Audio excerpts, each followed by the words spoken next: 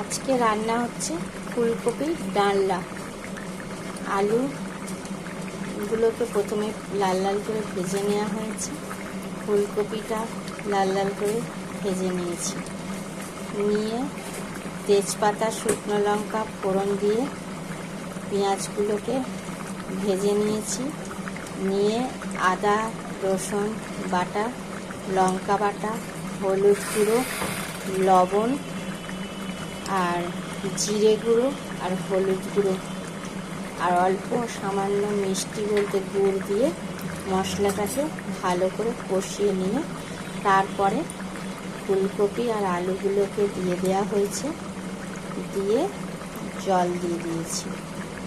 দেখুন এইভাবে ফুলকপির ডালনা তৈরি হচ্ছে। কি সুন্দর কালার হয়েছে। আমার প্রায় শেষই হয়ে এসছে। সব আলু ফুলকপি নরম গলে গেছে।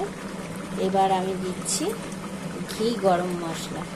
এবার একটু ঘি দিচ্ছি, ঘি ছড়িয়ে দিলাম।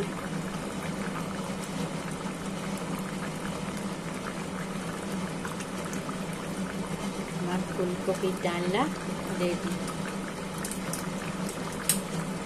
এবার দিয়ে দেবো গরম মশলা।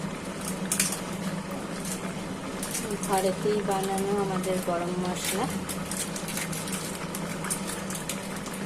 খেতে দারুণ।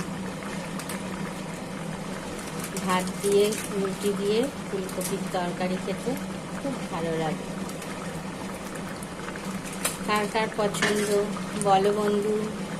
Thank you.